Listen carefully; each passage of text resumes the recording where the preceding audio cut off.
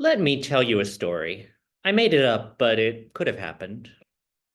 Every week, Big Farm is a big farming conglomerate. They just take some small farmer out of court, doesn't really matter, and they say, Judge, I own that farm. The only thing Big Farm knows is about 30% of the time they do this, they're right, and that's all the judge knows. Now we're in civil court. The judge isn't giving Big Farm the land unless they're at least 50% confident that Big Farm should get the land. And they're not, so this one's going to get left out of court. But before it does, Big Farm says, wait a second, I'm going to gather some evidence. This is a court, right? I can give you evidence. And the judge says, sure.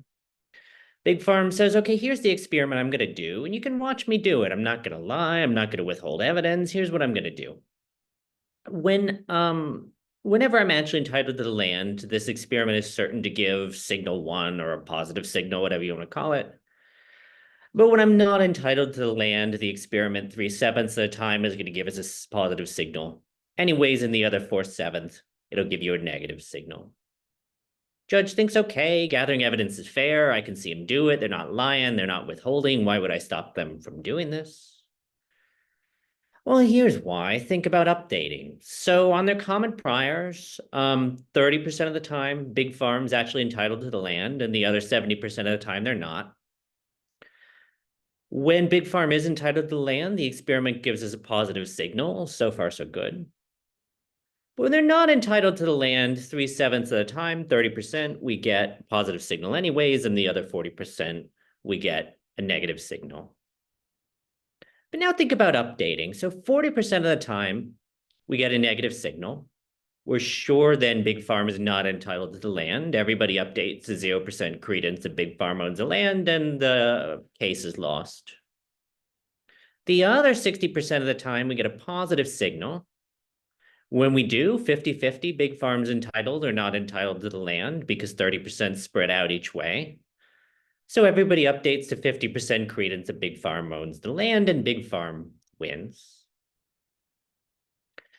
When I first saw cases like this, I thought I must have made a mistake because Big Farm is winning 60% of the cases week after week, even though everybody knows they're only entitled to 30% of the land. They can do this every week. Judge can see them doing it. They can tell the judge what they're doing. They can say, Judge, I'm going to do this again this week, just like I did last week. They can say why they're doing it, and they can still get away with it by doing nothing more but conducting an honest, publicly observable experiment. Here, I think it's tempting to say two things. The first is there's exploitation going on, that Big Farm is taking unfair advantage of their position to gather and share evidence in order to get twice as many farms as they deserve. And second, at least sometimes it's permissible to push back, to plug your ears, to block the evidence, to not update on the evidence, to do something to stop this from going on. That's actually really heretical to say. Exploitation is only maybe mildly strange. The thought is, well, they're giving you relevant evidence. Cost-free evidence is good. They're honestly giving it to you in a publicly observable way. They're not withholding. They're not distorting. Where's the exploitation here? This looks helpful. And in terms of turning down cost-free evidence, you know the story. The orthodox story since the 60s has been it's never rational to turn down cost-free evidence. Or, the economists had this in 53. Why not? Well, the expected utility of your acts can't decrease from getting evidence, and it usually increases. And if you wanted epistemicization, the expected accuracy of your credences, at least on the Breyer rule, and I think on all quadratic loss rules, can't go down either. Nevertheless, I think it's pretty clear there's exploitation going on. I want to argue for that. I'm less sure that it's permissible to resist, but I at least want to give a pretty good case for why it might be permissible to resist sometimes. Okay, so let's get clear on the phenomenon. Here we're dealing with information provision. We've got a sender giving information to a receiver. And they're doing it for one and only one purpose, to manipulate the things the receiver does. They want the judge to find in a certain way and not in a different way. And they're not trying to help the judge achieve their ends, which is fair decisions. They're trying to help the judge achieve the sender's ends. Big Farm wants the farm. This is tightened up in four ways that really give this case something of a black magic feel. The first is that we have a common prior between the sender and the receiver. Of course, if I know something you don't, I can make some money off of you, but there's no private information here. There's no uncommon information, so there's no way to exploit with knowledge that you have and someone else lacks. We're also reporting truthfully the results of the experiment. If you think about misinformation, usually we try to gussy up a study to look a little bit better for us than it is. We're not doing that here. We're not distorting. If we get a positive signal, we give a positive signal. We get a negative signal, we give a negative signal. And we're not even withholding. So if you think about misinformation, you get a positive signal, you crow about it, you get a negative signal, you just don't publish that one.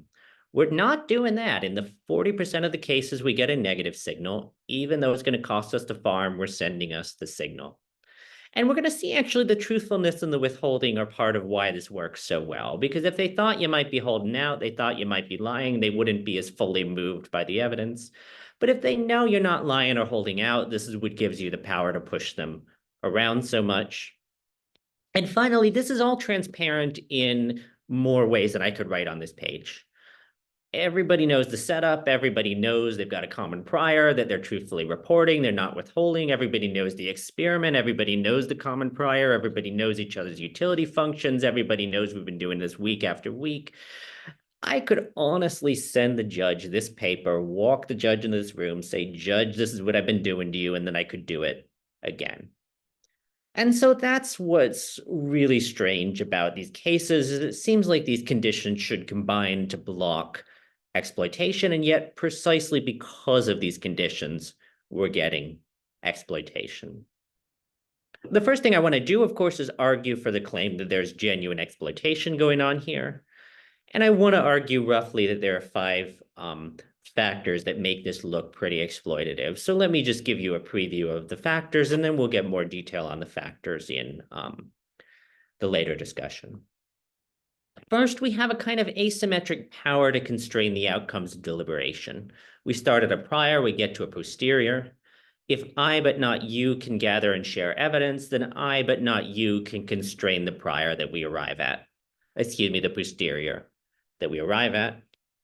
Okay, so that's power, right? It's power to constrain posteriors because any exploiter needs power.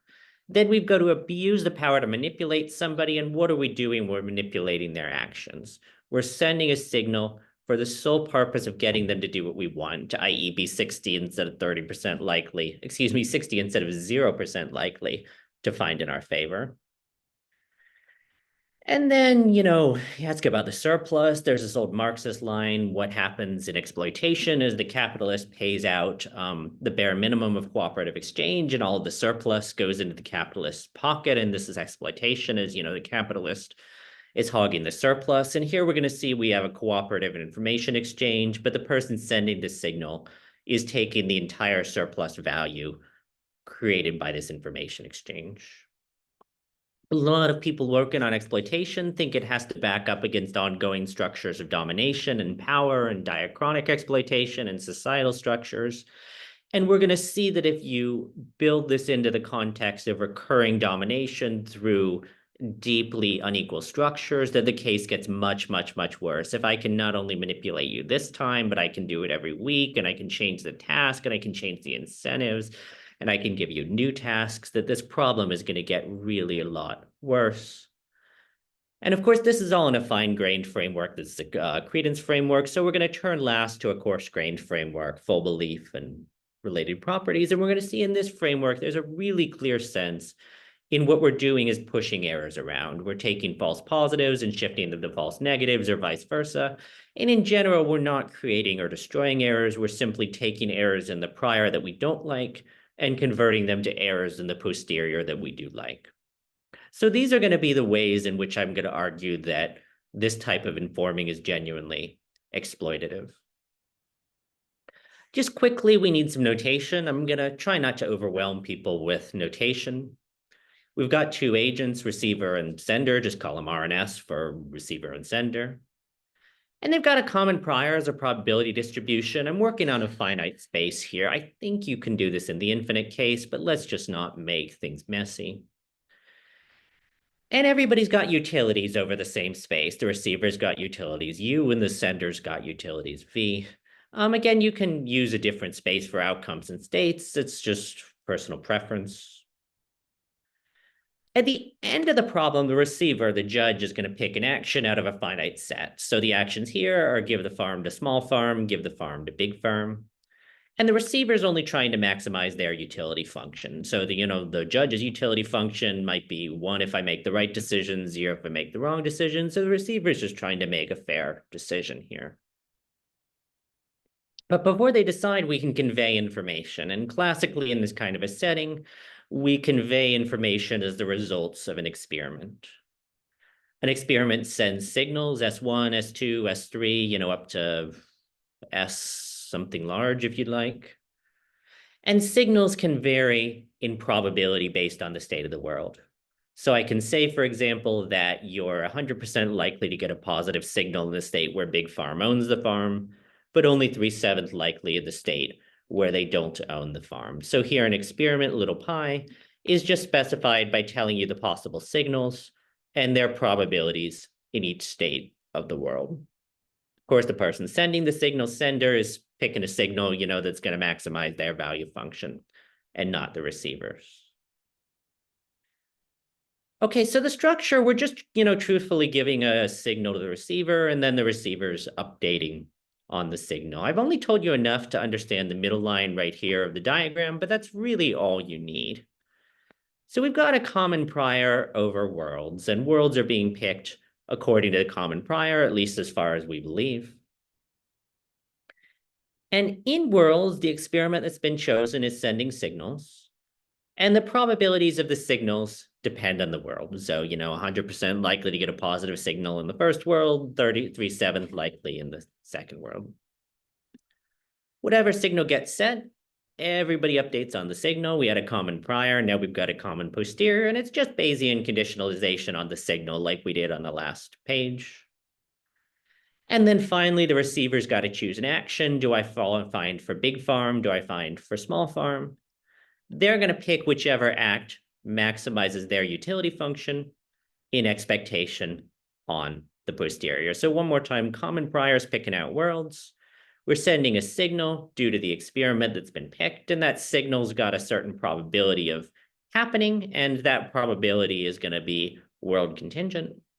Whatever signal happens, we're updating, both people are updating on this, and then the receiver is choosing an action.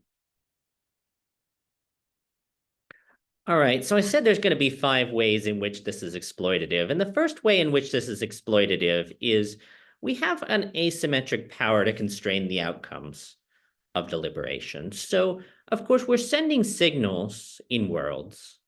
But if we know everybody's going to conditionalize on the signals, then instead of thinking of an experiment as a probability distribution over signals, think of it as a probability distribution over updates, i.e. a probability distribution over posteriors.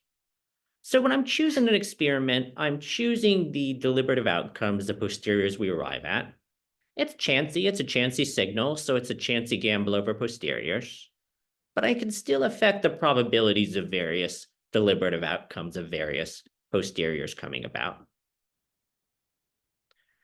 Now, most people think there's one constraint that has to be respected here, namely reflection constraint. And this just says that the mean has to be preserved under this distribution tau, i.e. if I'm 30% confident that Big Farm owns the farm, then it doesn't actually have to be that I'll be 30% confident after gathering evidence, but I have to expect to be 30% confident after I gather evidence, because if I expect to be 40% confident, I should be 40% confident now, 20% confident, 20% confident now. I think most people like reflection, at least if you're certain you're going to conditionalize, and we're certain we're going to conditionalize here.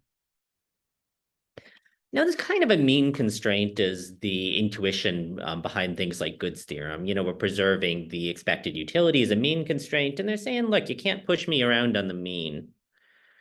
But if reflection were the only constraint, you would notice that there's a lot of things we can do to push somebody around while respecting reflection. So here, let me specify some possible posteriors And I'll just specify posteriors by their credence in the world where big pharma owns the farm, because the credence in the other world is 1 minus that.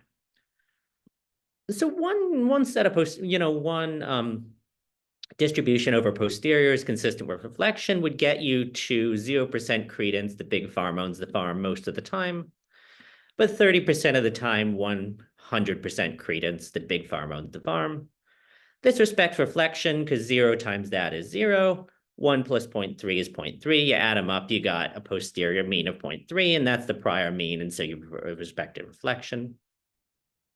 Alternatively, I could try to push some into credence either 1 or 0.2. I'd just have to push them to 1 12.5% of the time.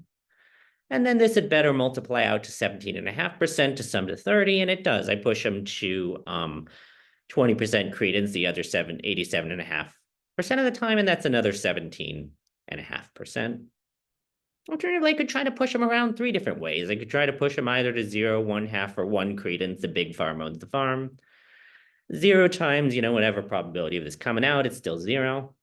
Let's say I'm going to push them to 50%, 40% of the time. Then I've got to push them to 100%, 10% of the time. You get a 0.2 multiplying through here, 0.1 multiplying here, and you sum up and you get 0.3. So if reflection were the only constraint, of course, it's going to squish the mean. You can't change the mean, but you can pull and stretch the distribution of posteriors in any way that's consistent with the mean. Theorem or proposition, this is the only constraint. Namely, in a Bayesian setup, any distribution over posteriors at all that is consistent with reflection can be induced by some experiment. We can find an experiment that induces this distribution over posteriors, this one over posteriors, this one over posteriors, or I don't know, an experiment that makes you 60% likely to update to 0.5 would be the experiment we started with. And so here we're, as somebody sending a signal, we're picking an experiment, but we're not picking an experiment. We're picking, that's moving ahead of ourselves. We're picking an experiment to induce a probability distribution over posteriors, and we're trying to induce the most favorable possible distribution that preserves the mean, that complies with reflection. And this is in asymmetry of power. Namely, if I have the power to gather and share evidence, but you don't, I have the power to push us anywhere consistent with reflection, and I'm going to push you in exactly the distribution that most benefits me. Okay, so that's power. Exploitation needs power. And what are we doing with that power? We're manipulating somebody's acts. So push through one more time. And here I didn't combine the middle arrow just because the notation gets messy. An experiment is a distribution over signals, which is really a distribution over posteriors because we know how you're going to update. But if we know what you believe and we know your utilities, we know how you're going to act. So an experiment is really a probability distribution, not over posteriors, but over resulting actions. Now, the only thing the person sending the signal, i.e. choosing an experiment, i.e. choosing a probability distribution over posteriors, i.e. choosing a probability distribution over actions, the only thing they care about is maximizing their own expected value applied to whatever the judge is going to go on to do, right? They want the judge to find for them and not to find for the other guy. And so they're picking an experiment with the only aim of influencing not the signal, but the probability distribution over posteriors as a way of influencing the probability distribution over X. So we've got a certain power to constrain posteriors, and the only thing we're doing with that power is we're trying to manipulate the probabilities of various actions the other guy can take. And we're using our power to manipulate their actions to be most favorable to us. Then we come to the old Marxist line, you want to find exploitation, see who's keeping the surplus. And we're going to see Big Farm here is really keeping the surplus. So in a cooperative exchange, the value of information, if it were not expected, would be the value of your action. Just the unexpected value of your action after information minus the unexpected value of your action before getting information. And this can be negative, information might be misleading. But, we did want that expectation in there. But in expectation, what we're getting is the expected value of your action after getting information. And here we need to, expect out by possible posteriors we could get because we don't know our posterior, but we know our prior, so we don't need to expect out by priors. And so the value of information is, the expected increase in the value of our action after getting information. Theorem, this is Good's theorem or Blackwell's theorem. This quantity can't be negative and it's usually positive. So this is the sense in which classically it's thought you can't turn down cost-free evidence, namely the expected increase in the value of your actions can only be positive, not negative. And of course, it can be zero. The value of information for the sender is exactly the same, except of course, she's applying her value function to actions that somebody else is picking. Because somebody else is picking them, even in expectation, this can absolutely be negative, but it's not going to be negative because if it were negative, the sender could do better by just sending a blank signal and this would be zero. So both receiver and sender are going to get non-negative value of information, and usually they're going to get positive value of information, at least one of them is. So let's just call the surplus, however much value receivers gaining from information and however much value senders receiving from information, and just add them up. Okay, well, there is a surplus, but who's getting it? Let's just specify, 0, 1 utility function. Big farm wants to win, so they get payoff 1 if they get the farm and 0 if they don't get the farm. The judge wants to be fair, so they get payoff 1 from awarding it to big farm if big farm does own it, and payoff 1 from awarding it to small farm if small farm does own it. But if they give the farm to a wrong guy, they get payoff 0.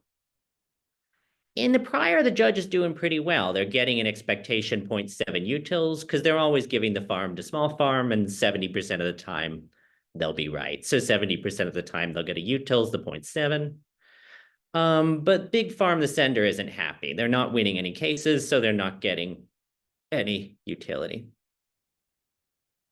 In the posterior, big farms win in 60% of the cases. So they're getting, 0.6 times 1 is 60, 0.6 utils in expectation. But the judge hasn't gained it all. So to see the judge hasn't gained it all, maybe just go back to our original diagram. 40% of the time, the judge gets a negative signal, is certain to find for small farm and certain to find correctly. So 40% of the time, they get a utils, 0.4 utils.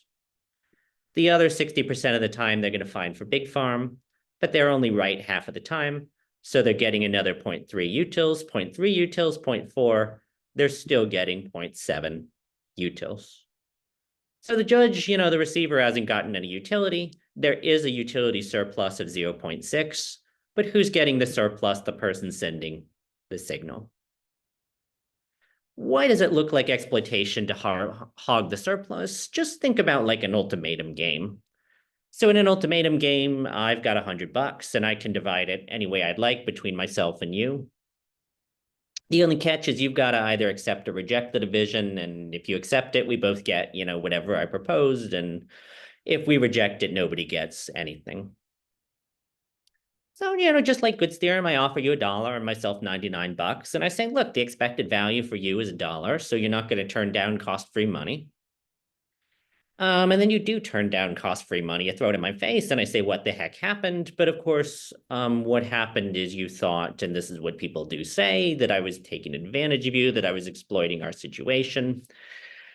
And so you might say that's just not a fact reflected in the expected utility of my option, or might say, expected utility should subtract out the disutility of being exploited, but whatever will justify people in throwing money into an exploiter's face in the ultimatum game. This is exactly the same thing. If you're hogging the ultimatum surplus or the information surplus, a lot of people think there's going to be a justification to throw it in your face because you're being exploitative. Actually, it's even worse. So I do this in the paper. I don't do it here. In the ultimatum game, there's a fixed $100. I can divide it, 50-50, 100-0, 95-5. In gathering information, there's not a fixed surplus. If I conduct a better experiment, I can increase the surplus. And what's actually going on here is that we're conducting a pretty bad experiment in most cases, shrinking by a large margin the size of the surplus in order to hog it all. So it's not like I'm proposing to take 99 and you get 1.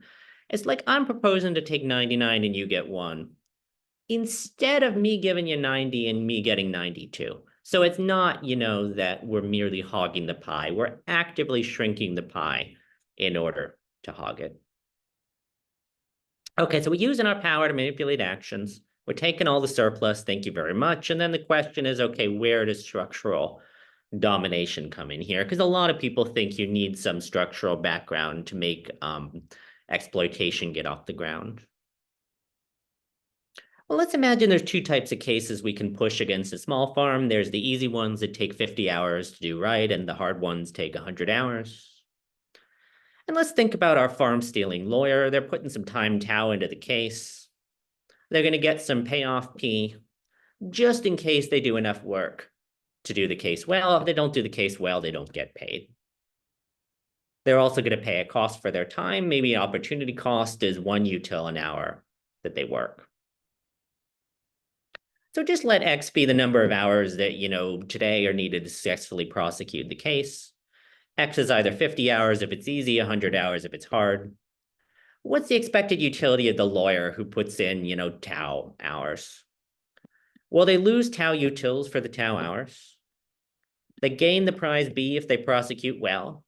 And they prosecute well just in case they put in enough hours to prosecute. So however confident they are that this is enough hours to prosecute times the prize is their bonus, and then you subtract out the cost to get expected utility.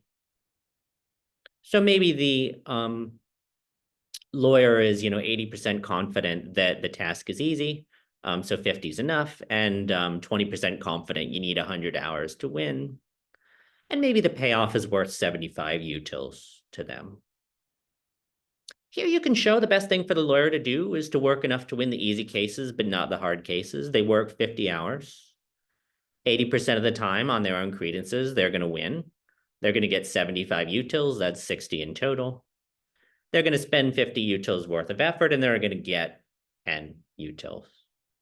We'll see in a second they wouldn't ever want to spend a different amount of time.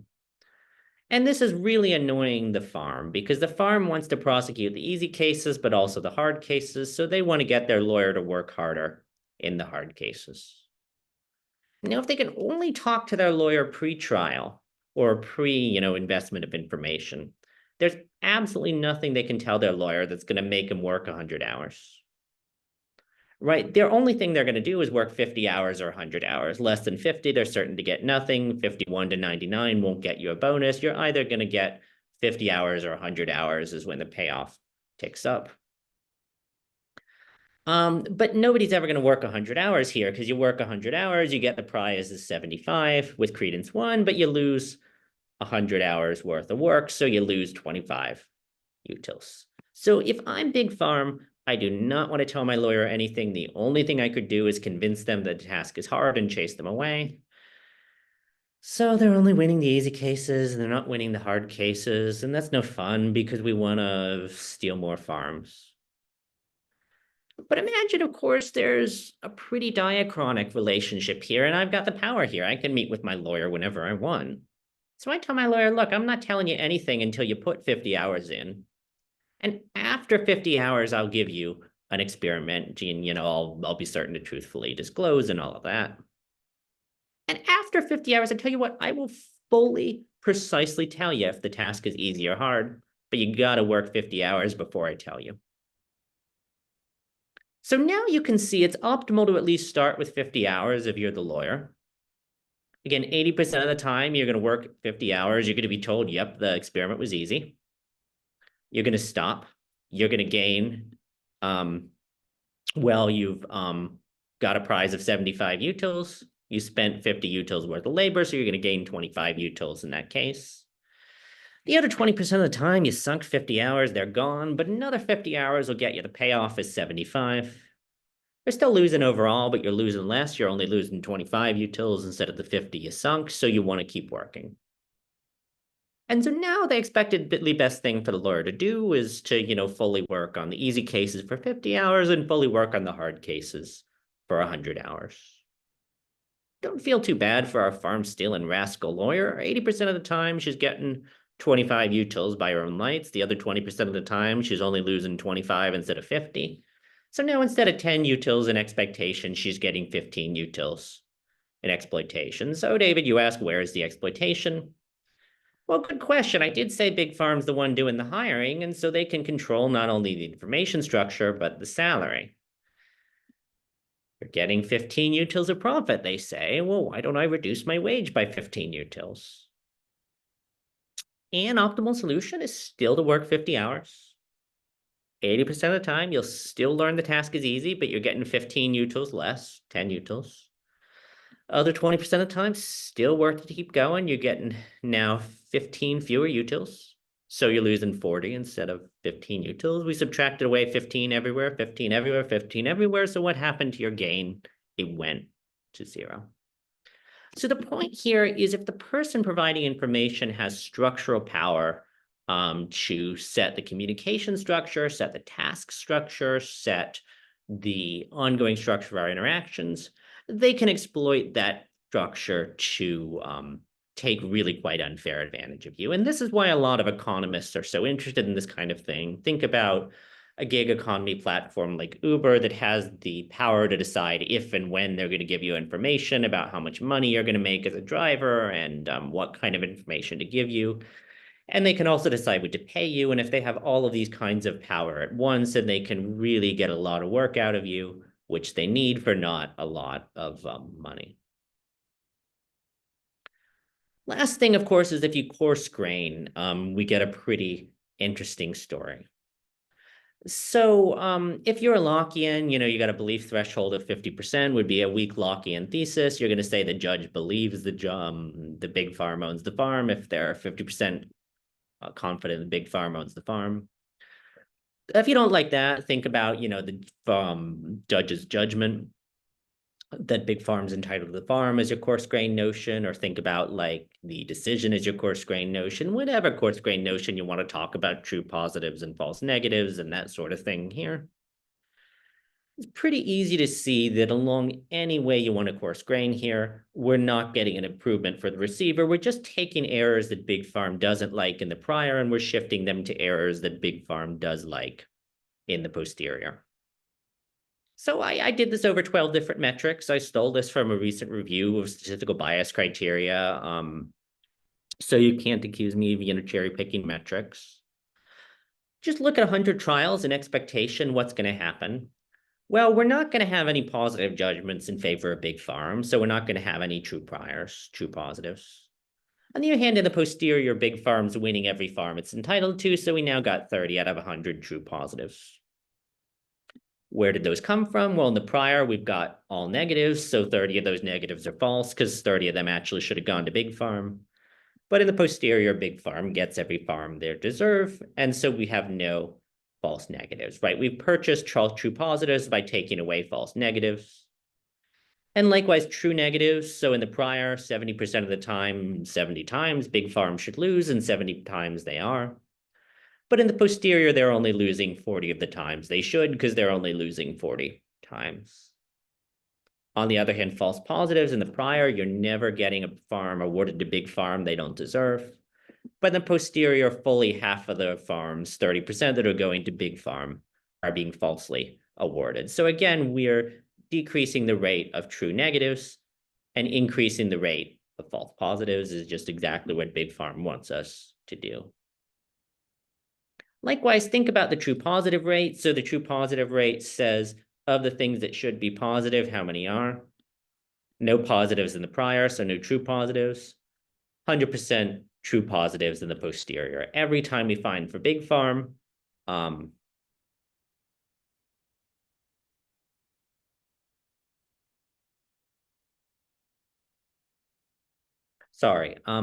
so true positive rates, the rate of true positives,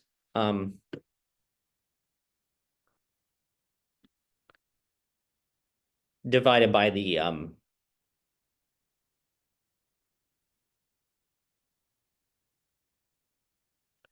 so the true positive rate is the number of true positives out of the true positives together with the false negatives, which should have been positive.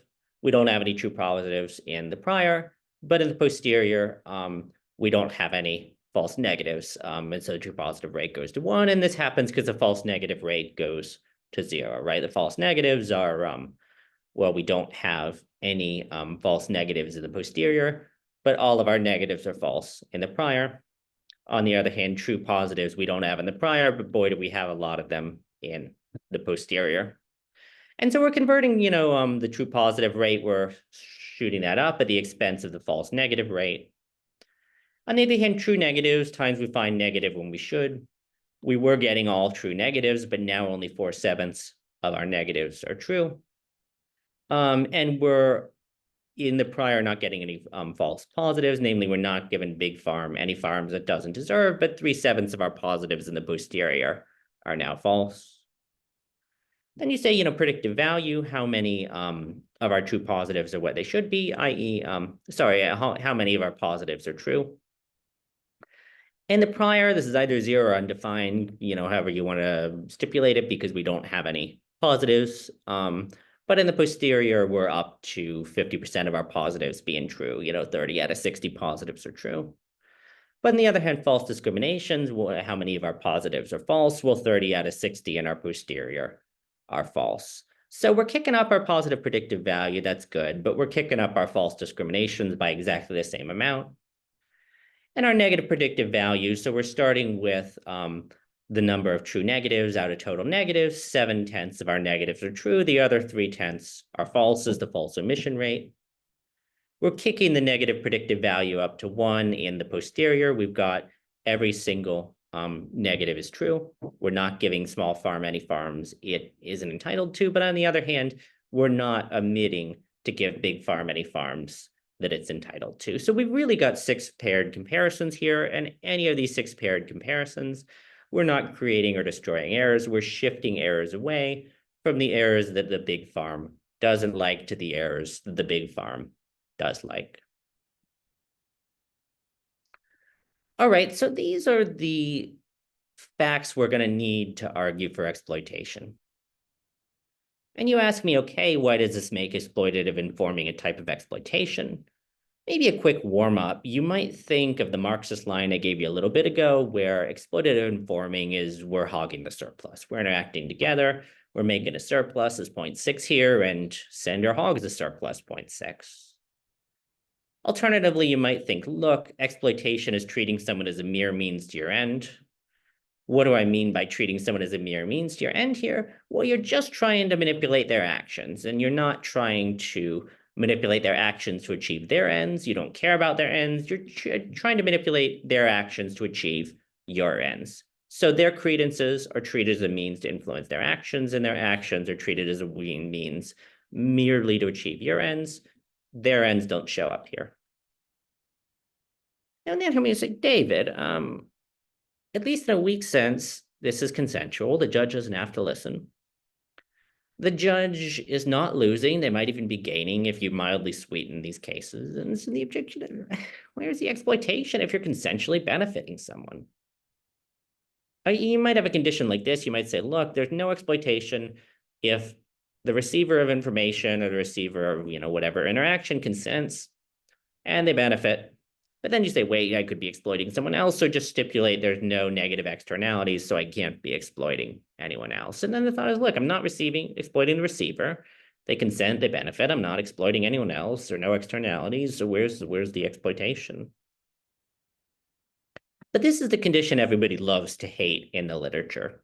Maybe a quick warm-up before the counterexample is think about sweatshops. At least in a weak sense, people consent to be employed in a sweatshop. They don't have to sign.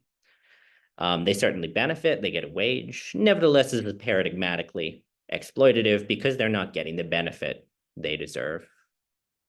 Maybe in the extreme, you might imagine somebody's hiking, they didn't pack enough water and they're out of water. You might imagine I'm passing by and I got plenty of water, but unless I give them water, they're going to die. So a hiker says, can I have some water, please? And I say, well, what are you going to do for me? And pretty soon we work ourselves to the bargain that hiker can have my water, just in case hiker agrees to be my indentured servant for the rest of their life. They sigh, they grumble, they need the water, they take the water, they sign the contract, and now I've got a new indentured servant. This is the consensual benefit. In the weak sense we're objecting about, there's consent, they signed. Didn't have to sign. They're benefiting. They're not much. They're still a servant, but at least they're not dead. Nevertheless, this is a paradigmatic kind of exploitation. So consensual benefit is not enough to get rid of exploitation. What more do we need here? Well, here you just have to pick your favorite account of exploitation. I'm going to take one due to Nicholas Vusalis because I think it's a pretty popular account lately, but I should be able to do this with any leading account. I'd kind of be in trouble if I can't. So if you like another account, just run through the conditions of that account. Vusalis thinks that exploitation has to be embedded in a structural relationship, a systematic relationship. So that's why I gave you the structural bit, in which the exploiter instrumentalizes something. And they instrumentalize a vulnerability in the exploited. And they do it for a reason. They want to extract a benefit. So, for example, in the Thirsty Hiker case, the passerby exploits the hiker because they're instrumentalizing something about the hiker. What's the instrumentalization? They're instrumentalizing the vulnerability. The hiker needs water. They're doing it to get a net benefit, an indentured servant. And they're treating the hiker not as someone whose ends are important, but merely as an instrument to get a servant. Okay, so I think in exploitative informing, the A condition and the C condition are pretty easy. The A condition is just manipulating acts, right? I'm only telling somebody when I'm telling them to change their credences, change their acts. I'm not treating them as someone whose credences matter. I'm not treating them as someone whose values matter, not even a little. I'm just trying to get them to act in my interest as the instrumentalization. And the benefit we saw, there's a surplus. And not only am I getting some of the surplus, I'm getting all of the surplus. But B's a little tricker. You might say, David, where's the vulnerability? Judges aren't vulnerable to lawyers. Lawyers are vulnerable to judges, right? So let's spend some time with this one. And the thought here, I'm sticking with Brusalis. I'm not changing accounts. I'm not cherry picking at all. Is that there's two kinds of ways in which you can be vulnerable. There's a non-relational kind of vulnerability where you're just running a big risk of loss. Running a risk of a big loss. If you don't get water, you'll die as an absolute vulnerability. But there's also a relational vulnerability is when I have certain kinds of power over you. If I got the power to give you water or not, you're in a relational sense vulnerable to me. And Brusalis and a lot of people have thought whatever the right relational sense of vulnerability is should be enough to be a vulnerability in the exploitative sense. You can exploit a relationship, and maybe paradigmatically exploitation is in a relationship. And what's the relevant kind of power? Here, Vusalis is going to cash out relational vulnerability in terms of the person being exploited doesn't have something, and that something's conducive to their flourishing. Sweatshop workers need employment, hikers need water.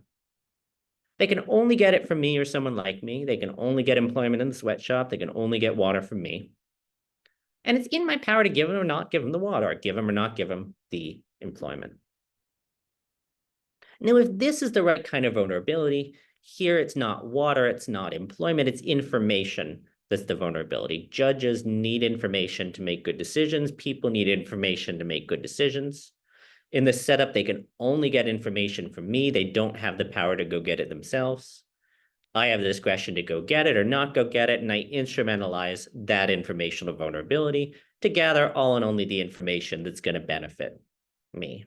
So that's, I think, why we have the relevant kind of relational vulnerability, and this is why I think there's exploitation going on here. Now, okay, I also said it's permissible sometimes to turn down acts of exploitative informing. Classically, that's very controversial because, Good and Blackwell proved you can't lose expected utility, might even gain. Mayer said you can't lose expected accuracy, might even gain. And in this example, the judge does gain expected accuracy. I'm not denying those results. So you might just say, look, that's right, that it's not rational to resist exploitation in this case, because you're not losing utility, you're not losing accuracy. And, that is the tragedy of exploitation. It might not be rationally required or even permissible to turn down a sweatshop employment. Might not be rationally required or even permissible to turn down the water at the cost of indentured servitude. Nevertheless, a lot of people think you can sometimes push back against exploitation. In the ultimatum game, I can get free money. Good says, look, positive expected value, you got to take it. And I can throw it in somebody's face because I'm being exploited. So if you think that, you think there's probably a practical and maybe also an epistemic case for refusing some acts of exploitation, and that these might transfer to the case of informing. So the practical domain, just say whatever you think is the reason we have to resist exploitation. Why is it rational to throw the ultimatum game money in their face? Why is it rational to quit the sweatshop? Whatever it's rational to resist exploitation, just say that here and, don't tell a new story. On the other hand, if you don't like that, don't focus on one-off interactions. You say, okay, in this one-off interaction, I lose by my costly resistance to exploitation. But if I resist this time, they're going to have to do next time. If nobody wants to work in the sweatshop, they'll have to raise the wage after the strike. If nobody's going to take a small offer in the ultimatum game, they'll have to give a bigger offer. And so you might think ultimately that if we just zoom out diachronically, this is a way of making utility after all. The epistemic case is a little more controversial. I think maybe as a warm-up, if you look at coarse-grained properties like belief, we say there's no gain, no loss, that we're not creating or destroying errors, unlike in the accuracy case where we might have a gain. We're, in the fine-grained accuracy case, we're just pushing errors around. And classically, if there's no loss, no gain, it's permissible to do it, it's permissible to not do it. And so you might think this is a situation where it's permissible, but not required to turn down the information. Also, you might not think accuracy comes first. So say you like calibration. The judge starts off 30% confident big farm owns the farm, and they're 30% likely to be right. So they're perfectly calibrated already. If all they care about is calibration, they've got absolutely no reason to take the new information. Pushing a little beyond that, if you want to talk about epistemic injustice as paradigmatically harming someone in their capacity as a knower, and here we're instrumentalizing somebody's knowledge, somebody's beliefs as a means to get them to act in our own interest and not theirs. And you might think this is a way of taking advantage of or exploiting or doing an injustice to someone in their capacity as a knower. Pushing, I think, a little further than that, if you like moral encroachment, just say whatever you said, up here and just push it down here. And again, speaking of pushdowns, if you think in a one-off case of exploitative informing it's not permissible to resist, you can still think that in a repeated case, if the judge resists, the lawyer's got to give him better evidence next time. If the worker resists, the lawyer resists, the company's got to give him better evidence next time. So you might think there's at least a diachronic case for resisting here. All right, so that's why I think not only is there exploitation going on here, but you might even want to push on and say it's permissible to resist sometimes. What are you going to do with this kind of a story? Well, there's lots of things to do, but let me maybe tell you about 4. If you live in a liberal democracy, you probably think free, open, competitive information markets are good and, monopolies of state-run media are bad. But usually you think this because you're worried the state-run media is going to lie, they're going to cheat, they're going to steal, they're going to distort. Here we've got the total opposite. We've got the power for a monopolistic informant to never lie, to never withhold, to never do anything sneaky, and use their power as the only one in the market to still push you around. What's their power? Well, they're the only one in the market who can gather and share evidence. How do you kill their power? You open up the information market. If Big Pharma is not the only one who can gather and share evidence, then their power goes away. And so you might think that we have a new kind of a case for opening up information markets, one that's kind of the opposite of the classic case based on misinformation. And that this is maybe a ground for other regarding duties to gather evidence, that I could have duties to gather and share evidence, not just to inform myself, but more broadly to open up the market of information for other people so that other people are able to break out of this kind of exploitation. Also at work, these papers are written, they say as an employer, I know some things about who's going to get promoted and when and why, and I want to trickle that information out to get maximum labor. We're not talking about promotion, we're talking about the gig economy. How much information do we trickle out to gig economy workers to get them to do as much work as possible for as little money as possible? And you might think that this kind of exploitation is, it just is what's going on in exploitative informing. And you might really want to think about this in the context of thinking about the ethics of algorithmic feedback. Namely, if algorithmic feedback is a way in which we design the algorithm, which we do, to give feedback in ways that benefits me, not give feedback at times or in ways that don't benefit me, then you might think of algorithmic feedback as a type of exploitative information provision or sometimes exploitative information withholding. Maybe another thing that's interesting that's come out of these literatures is grade inflation. Of course, the main explanation for grade inflation is student demand and cascades and things that don't have anything to do with exploitative informing. But one thing that's been noticed is that you might have a really pernicious justification for grade inflation as a kind of rational exploitative informing. Namely, say that you've got, the mean ability of students at a selective university is even just a little bit better than the mean ability of students at a less selective university. Then the selective university, if employers are hiring by ability, wants to suppress every information that could individuate students. Because if all we know is the mean, we're going to hire everybody from the selective university before we hire anybody at the non-selective university. The non-selective university wants to give information because plenty of their students are better than the mean at the more selective university, and they want to say which ones are which. So how do we do this? Well, the selective universities want to give no grades, think like Harvard Law, or give uninformative grades, think grade inflation. Where the less selective universities need to convey information, so they can't inflate their grades, they want their grades to be more informative. So one of the reasons, not the main reason, but one of the reasons you're going to see more grade inflation at selective universities is going to be a rational pressure from employers to suppress information you don't need to be giving them. And if you think this is going on, you might think this is a really telling moral argument against some of the kinds of grade inflation we see at elite colleges. If this is what they're getting away with, we do not want this happening. And finally, you might think about this in application to statistical evidence. Namely, exploitative informing is, I gave you the evidence statistically, but it's not the stats we care about, it's the actions. I'm going to give you an experiment with a certain probability, fine. I'm going to influence your priors, fine. Your posteriors, fine, in order to manipulate your actions. You were not going to find for me any times. We all think you should find for me 30% of the time, but you're actually finding for me 60% of the time. And this property of the actions that the judge is going to go on to take can concern us even if the evidence isn't merely statistical. I specified it as though it were a merely statistical test, but I could have given you a very robust story where this doesn't look like merely statistical evidence.